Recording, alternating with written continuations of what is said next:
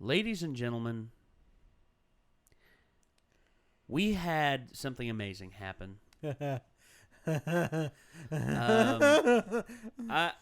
was going to say, this was sent to us during one of our live streams. I was taken aback by it massively. I mean, I was actually on the verge of tears. He was. Can confirm. So yeah, that happened, and well, Micah, just Why don't just press play. you just take, Sir, Chico, sir, calm yourself. Wait, I'm gonna need you to gear down. is that Doug Walker?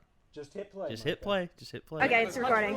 Renegade Media Group, you watch my stuff, I watch your stuff. No joke. I actually love watching your reaction videos. I love you sitting on the couch. I love you laughing at it. I love your talking about it at the end. I adore them. So thank you so much. I really, really love your stuff. I'm not just thank you so much. Every time one pops up, I get really excited. So thank you again. Since we do them all.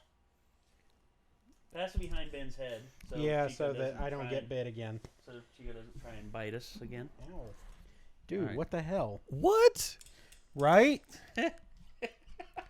Right? Did somebody pay him money to say that? No, Seriously? No, Claire. Okay. That was Clarify. Yeah, from Gotta give a big shout out to Clarify. I saw her like post on Instagram that she met him and stuff. Like yeah, and then he watches this show. There's not like another Renegades that he watches. I mean, there almost has to be, right? Seriously? Yeah, you Like- think so? You'd think so. Like us, really? I mean, there are other people that watch his show that have couches. I mean, like, do we know he's talking about us? Seriously? I think he is. So I don't know. I still don't know how to handle that. So, Doug Walker, the Nostalgia Critic himself. Okay, big shout out to Clarify, member yes. of our Discord community and all around awesome person. Thank you yeah. very much. She was at Kineticon, where Doug Walker was at, and well, she ran into him, and they started talking about us, and What? and there you Yeah, go. yeah. That's yeah. That's the thing. It's just You what? are having the appropriate reaction, sir. It's just like, what? Holy crap. Like, I'm sorry. The what now? Yeah, exactly. It's just like, huh? The who? The Who what? Boys? The Who Boys? Exactly. So I'm just sitting here like, whoa, yeah. dude. Nate almost cried. I like honestly, if you all want to see the exact moment, I'll probably like. Oh, somebody. Okay, so it's in one of the Legend of Zelda live streams. Yeah, I'll find it. No, somebody commented the timestamp. Oh, okay. So yeah, I'll find it, and Yeah. I was gonna say we'll put a link directly to it and the magic moment. Holy shit! Exactly. So he's watching me right now. Maybe. Yes, Maybe. Are you watching us, Doug? If you are, please leave a comment down below. I mean, you We- don't have to. You don't have to if you don't want to. You know, but if you we are not actually worthy. watching this, please let us know. I mean, holy shit, dude, holy shit, dude, holy I've shit, been, holy shit. dude, I can't comment on this enough. I've been like I've been like a fan for such a long time. I know you probably heard a lot of people say that, but I was actually signed up on your original thatguywiththeglasses.com. I was signed up on there. I had my own account. I posted my own stuff on there. Now long I just time ago. feel super self-conscious Right? about commenting on how long his transitions were in all his like top 10 videos. Well, dude, no, you don't have to. Doug's a critic, dude. He accepts I'm this sitting on a stuff. couch covered in dog hair. I don't. Dude, feel you're, about this? I think you're all. I think we're all right, man. I mean, to honestly, be fair, I'm Doug pretty likes much what we constantly do. coated in dog hair. I was gonna say Doug likes what we do, and I was going to say it.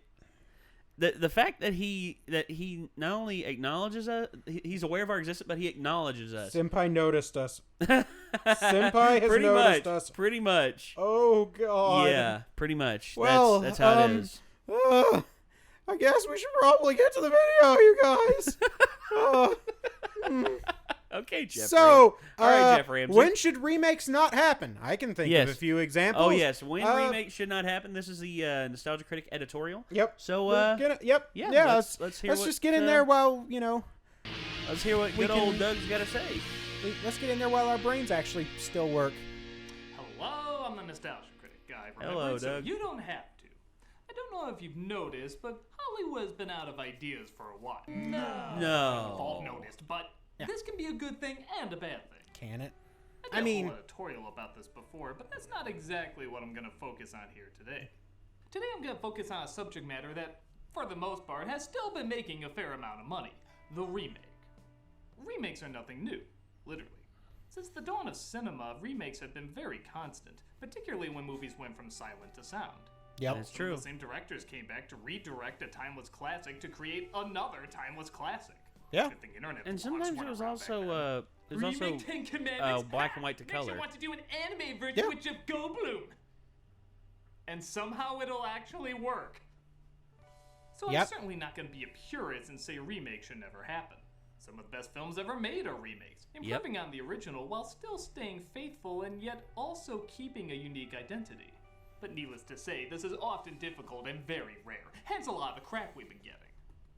Disney, once the Imagineers of bringing classic stories to life, are trying to make classic stories out of their classic stories out of classic stories. It's getting a little carried away. So we naturally need to ask ourselves, when should remakes stop? Well, I guess the best way to answer that is to figure out when remakes should happen. Okay, we all know what Hollywood thinks, but for the sake of good storytelling, I think we can break it down to 3 factors. All right. Number 1, the most obvious, is if it can be made better. A film can be good, even groundbreaking, but still be either dated or not fully explored. Some remakes have become so classic that many people don't even realize they're remakes. This is true. Fistful of Dollars, True Lies, all based on movies that existed. But the remakes did it so much better that they don't even realize there's an original. Yep. I'm honestly surprised there aren't more remakes of bad films. It's been rumored for a while that Drop Dead Fred was gonna get a remake. Good! The original sucks! The idea of an imaginary friend taking over your mind as an adult, though, is actually kind of a cool idea. I'd love to see this concept explored and done a lot better than this. People ask me if I'm against the idea of Garbage Pail Kids being remade. Why the hell would I? The original is the worst film I have seen in my life. The Yikes. cards deserve better. Remake the shit out of it. Hell, it can't get any worse. I didn't know that was a Heck, thing. is That's there a Batman terrifying. and Robin remake in the near future? It'd be nice to see could there Mr. be? Freeze done right. Though if he's anything like what they're doing with the Joker, don't Yeah. make me choose which one is worse. Yeah, it's But bad. okay, we get the idea. If something could be improved on, improve on it. If it's broke, don't fix it, make another one from scratch. Oh my It's goodness. safe to say as long as the original still exists, Lucas, another version is not an unwelcomed idea. Which brings me to the second reason to do a remake, expanding on a concept. Yep. Now this is different than just making something better. It's taking one element of the original idea and exploring it more. In fact, a franchise that did this both a good way and a bad way is Planet of the Apes. Tim Burton is one of the most famous directors that coined the phrase reimagining. He said he didn't want to improve on the original film, he just wanted to take it in a different direction. It just so happened that direction sucked. Years later, another Planet of the Apes film would come along with a similar thought. Apes ruling the planet. However, this focused more on how it happened, similar to how some of the later Apes films went. And now it seems to be going in a new direction that seems entirely its own. King Kong has been remade tons of times. It's true. In the Peter Jackson version, it's still the same story, but more time is dedicated to giving Kong and our heroine more time together, creating a stronger connection. 12 Monkeys was originally a half-hour sci-fi film shown only in still pictures. But that blossomed into a Didn't know that. motion-filled apocalyptic future that took elements from the film and expanded on it. And some of these tie into the number 3 reason to do a remake, creating a whole new experience. Whether it's a different point of view, Ah, The culture, or Departed. even a new time period. Yeah. As long Infernal as the Affairs, identity of the film Birdcage, seems unique, The despite Ring. it having origins from another source, it can work. Magnificent Seven is famously a remake of Seven Samurai. Yep. Both have the same plot, but are set in different time periods and location. Films like The Ring, Birdcage, and The Departed are all remakes of foreign classics. Telling these great stories in different cultures shows both the differences and the similarities between the two, making it interesting what they have to change and what they have to keep the same. Okay, so we have 3 reasons when remakes should be done. I guess when they shouldn't be done is the opposite reasons. If a remake needs to stand out, then logically the first sign not to do a remake is when people can't separate it from the original. I get a feeling a lot of the Ghostbusters reboot controversy, Yeah. still point controversy in quotes, is because the original was so unique and one of a kind that no one could separate it. If it was a sequel, it may have had a better shot. Yeah, see, that's what I But wanted. when people hear the word It would have worked better as it's a like sequel. saying, now this is what you're gonna think of when you hear Ghostbusters. Even though everyone will clearly think of this first. A lot of Universal monster movies are trying to get remade. And despite most of them being based on classic works, it's hard to not think of Karloff as Frankenstein, or Lugosi as Dracula, or Chaney as the Wolfman. And according to American box office, neither can anyone else. Enough, the ones that seem the most ridiculous, like The Mummy with Brendan Fraser, at least went in such a different direction. It was that great. they I love It was those. that was fantastic. uniquely their own thing. Yeah. How is The movie anyone was gonna so say bad. It went I all loved it. out. That's Yeah. the first thing I think of when I hear Willy Wonka. Gene who? Some movies leave such an impact that it makes it harder to do a version that can survive on its own without constantly coming back to the original. If you don't have something super good or incredibly unique in mind when remaking an icon, you're not gonna be the definitive version. But it can also backfire the other way. Like the number 2 reason not to do a remake, we just do the exact same thing. Yeah. See that Beauty too and the many Beast damn had times. this bad. So many of the lines, visuals, and songs were all seen before and done better in the animated version. It was so unique and awe-inspiring when they first did it. So why would we want to see non-singers and non-expressive actors do the same thing? Gus Van Sant tried a very strange experiment with the movie Psycho, doing a shot-for-shot reenactment. That's literally doing the exact same thing, except now all the freshness is sucked out of it and we can notice the flaws even more. What would this accomplish? Rob Zombie's remake of Halloween at first looked like it was going to be something different, diving deeper into Mike Myers' childhood and devoting more time to him, but even that's done pretty generically, and when that's passed, it's just the same story of Halloween again, except with no real surprises. Yeah. But what's even worse than doing the exact same thing is the number 3 reason not to do a remake, doing less. Ben-Hur is one of the biggest films to exist in every meaning of the word. The Yeah, I stunts, the never heard story, anything the about the sets, remake it except is the that definition of epic. probably So shouldn't the have idea of happened. seeing a CGI remake where so much less is obviously not there seems degrading. Nightmare on Elm Street is known for its creative depths and original ideas, but with the remake, it's either repeated or scaled down. Even the makeup just looks like an unimaginative rehash. It's not different, it's not unique, it's just the same by thing comparison. except so much less. It's a guy who controls dreams that's burned alive. You can do something cooler with this design. Yeah. The original Wicker Man was a surreal and bizarre experience. And while the remake is certainly bizarre, entertaining in how bad the choices they made are, so much of the creative environment is lost, resulting in what most people can agree is a god-awful movie. Sometimes the opposite can be true too, when you take too much out and replace it with too much explanation.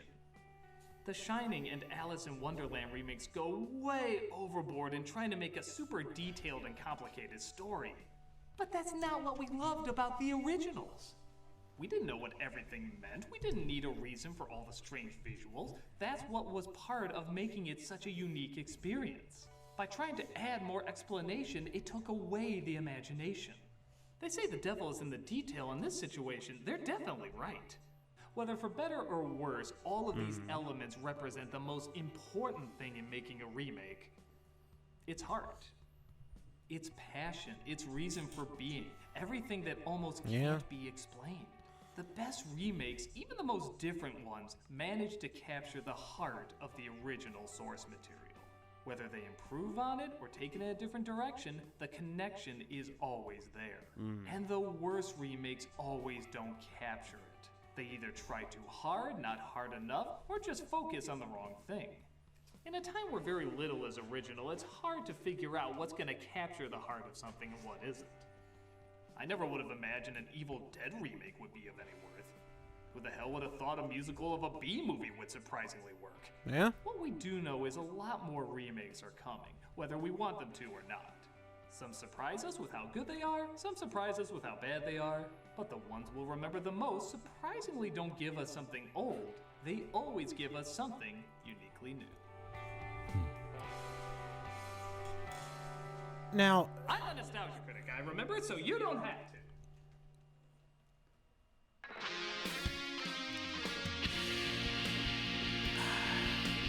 So, I would tend to disagree on the Beauty and the Beast remake.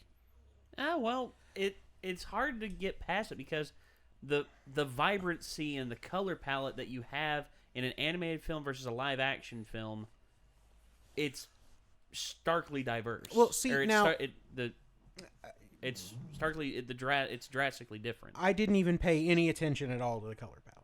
Like, that's not... But here's the thing, though. Like, it was basically shot for shot the animated movie, right? Not quite. So, a lot of characters were explored more. Mm-hmm. For example, LeFou, a character that was played completely for comedy in the original, actually has some intelligence, some snark. He's not two-dimensional. Right. Well, they chose to devote more time to him, and they did, and well, it paid off because he got a lot of good critical praise for it. They fixed a lot of the really stupid stuff. Case in point, Maurice on the way to the castle the first time. He points out, yeah, this is really weird. Whereas in the original, Maurice is just like, okay, sure. Whatever. Oh, yeah, castle. Yeah. Oh, yeah, castle. Yeah. So was it enough to give you like an overall new experience? Because I think a better comparison to that would be like with Maleficent, where they give you a completely new perspective on the character. I agree with you completely on that one. Because that revolutionized the way everyone saw that character. Yeah, not only that character, but that entire story as a whole. Right. Now, I think that it expanded on the experience enough to, and I mean, you got more depth out of Belle. You got more depth out of the main character. I don't know, man. See, I honestly I don't know because it's been years since I've seen the animated one and I never saw the new one. So I don't know. But Elena and I had a deep discussion on this because Beauty and the Beast is one of that's totally her jam. Favorite movies. Well, I get and that. We had a deep, detailed discussion about this, and pretty much what it came down to was the only reason she could argue that the original was better was that nostalgia? The original is what she grew up with. Nostalgia. Well, no, for me... go ahead. No, please. Well, for me, okay. I know I'm going to get some flack for this. I mean, you're expressing an opinion. Well, I am expressing my opinion, and here's my opinion on this. Yeah. Belle, played by Emma Watson, heard that. I was very excited. I don't know, man. To me, she did a good job. To me, but in all honesty, her expressions to me, they felt confusing about what she was trying to express in some ways. Expand on that. Well, what I mean is like certain things, like when she's showing admiration towards the Beast in some ways, her expression in terms of her vocals and in terms of her facial expressions, to me don't say I'm feeling compassion for this person. I just felt confused by her emotes, by how she emoted some in the film. Some of it felt actually kind of emotionless, like how Doug was saying. I noticed that too, and he expanded on it how Emma Watson, like, she's a good actress, like she can express herself, but I think this is the same thing that Ian McKellen had when he had to act with CG. Emma Watson acting with CG, I don't think she was able to fully get into the character. That's a fair assessment. Now, you see, that's what I'm saying. You see, I'm not taking away from Emma Watson. I think she'll win an Oscar one day. But at the same time... But in this particular role, with how they did the Beast, the design of the Beast, I like the design of the Beast, and I like some of the designs of the characters overall, but I felt that it could have been done in a way that still felt grounded in reality, because you're fully aware that that's not a real beast standing right there. It's the same thing Chris Nolan does. What Chris Nolan does is he has something physically fully there at the same height, at the same ratio, and he adds the CGI on because when something's there, you have an anchor to gravity. Yeah, you have a gravitational anchor to reality. Whereas with this, I think it's the same thing with Ian McKellen. You know, he had almost a nervous breakdown on set because nothing was there, and I think that's why the Hobbit films weren't as well accepted because Peter Jackson. You could tell. Yeah, you could tell. You could tell that there was a lot less there. And you see, that's why Andy Serkis works as Gollum, even though physically he doesn't look like that because Andy Serkis is actually there. Mm-hmm. Yeah, and that's why it worked. Well, so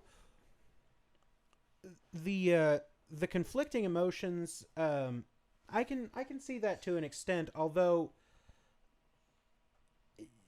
perhaps it could be because the emotions she's trying to express are a little bit more complex because she's been kidnapped. Well, and Stockholm Syndrome. Yeah. Another very important thing that they did at the beginning of the movie, they actually explain, because if you recall, we watched the CinemaSins for Beauty and the Beast. Mm-hmm. Yeah. And why there was like a kid living in a castle all by himself. A kid living in a castle all by himself. He does the correct thing and doesn't let a stranger into his house. To strangers. He doesn't talk to strangers. You know, dark, stormy night. They actually expand on that.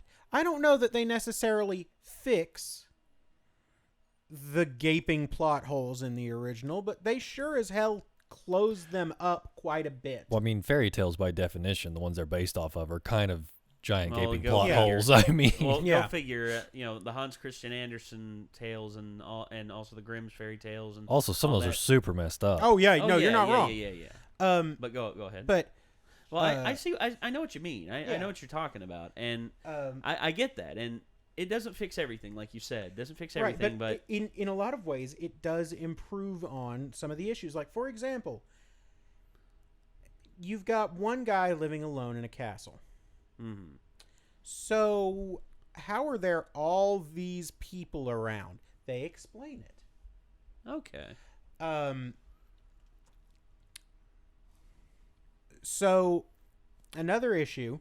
So instead of Chip Ex Machina to get Belle and Maurice out of the basement. Yeah. Belle and Maurice pick the lock. Boy, that's so much simpler, isn't it? Well, Maurice doesn't come off looking like an idiot. In the original, he is hapless. He's hapless, and whenever he feels fear, whenever he's in fear of something, he doesn't have the sense to take action. Whereas, and this version of Maurice is less of a caricature. That's fair. More of the characters are 3-dimensional rather than 2-dimensional. I mean, Gaston is still 2-dimensional, but he's designed to be 2-dimensional. Mm-hmm. I think Gaston got some better lines. Like, he got some wittier bits in. Yeah. It's almost like, I mean, they basically went back, watched the original movie, and went, okay, what worked, what didn't. And they took that into account. So in a lot of ways, and I mean, I agree with you, there's a lot that nostalgia just can't handle. We are all biased observers. Yeah, our observations are tainted by our experience. Tainted might not be the right word, but well, they're influenced. Influenced is a much better word than tainted or skewed. Skewed was the other word I was coming up with. And I mean, that's, life in general. Science especially. Oh, boy. But don't even get me started. But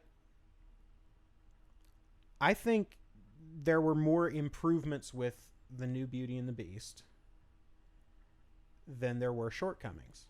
Okay. And quite honestly, I think I enjoy the new version more.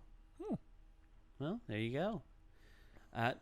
Honestly, to me, in terms of the presentation of the films, I gotta say, I still like the original. In terms of its presentation. Mm-hmm. Now bringing things to life. Bringing things to life in terms of live action, that takes talent on all its own. But to me, I don't think it was enough to wipe away the full nostalgia goggles from my face. Well, I think part of the reason is that I didn't see the 1991 Beauty and the Beast until much later in life. Well, there you go. So, I mean, I had a weird childhood. I think everybody knows that. Yeah. I think I've made that abundantly clear. Yeah, you've made it. Yes. But so I don't have the same nostalgia goggles that everybody else does for that particular movie. That's fair. Yeah, and that's fair. I mean, well, as a kid, certain points of logic can get by you. As you get older, those points of logic are just like, wait a minute, hold on a second. Yeah, see, that's the thing. Like, I remember watching it and going, okay, wait, that doesn't make any sense, even within the world that they're building. Yeah.